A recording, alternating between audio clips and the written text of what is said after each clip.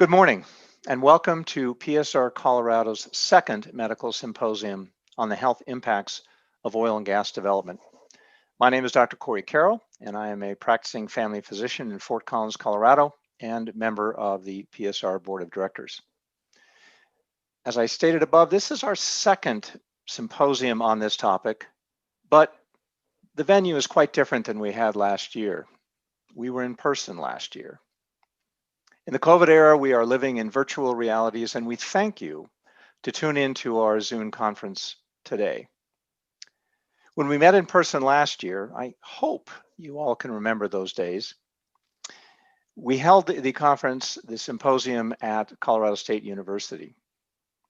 That was a very successful event that led to coalitions and activities which continue to this day.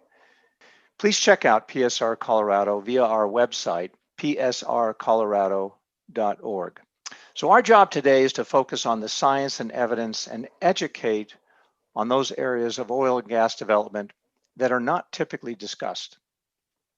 Before we start, I want to provide you some basic housekeeping issues for this Zoom conference.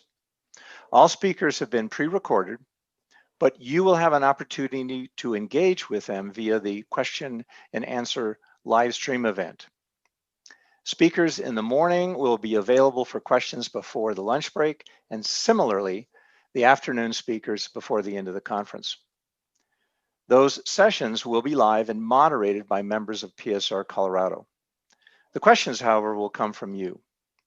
Please use the Q&A button at the bottom of the screen to open a window and type in your questions. You can enter your questions at any time, and we would recommend that you type them in as soon as you think of them. We will do our best to present those questions to the speakers during the Q&A session.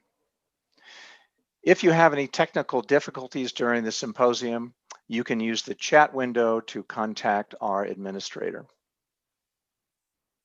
When you open up the chat window, you'll have the opportunity for a drop-down menu of participants and just click on our administrator. Okay, back to the symposium. I'm really excited about this event. The theme for the conference came from the video produced in the 1970s called The Powers of 10. If you haven't seen that video, I highly recommend you look it up. Part of that educational video is not only show the expanseness of the universe through powers of 10, but also delves into the microscopic. We thought it would be appropriate to start this symposium at the microscopic chemical level and then expand from there to the cellular level, then to the organs of the body, then to the actual organisms, moving to the community, and eventually obtaining a global perspective.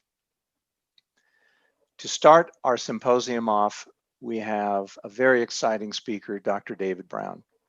He obtained his bachelor's degree in biochemistry from Cornell University, master's in environmental health sciences from UC Berkeley, and finally obtained a physiology and toxicology doctorate from the Harvard School of Public Health. He is currently working at the Southwest Pennsylvania Environmental Health Project, but has previously worked in the chemical industry, taught at universities, participated in public health departments, and consulted with many different projects.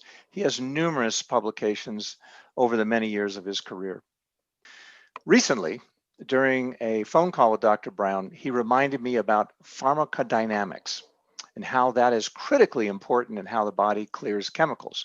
In medical school, we were taught about this process regarding prescription medications. Essentially, pharmacodynamics studies how chemicals enter the bloodstream and are concentrated.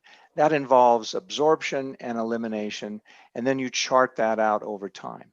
Obviously, if we want a chemical in the bloodstream at a certain level, i.e.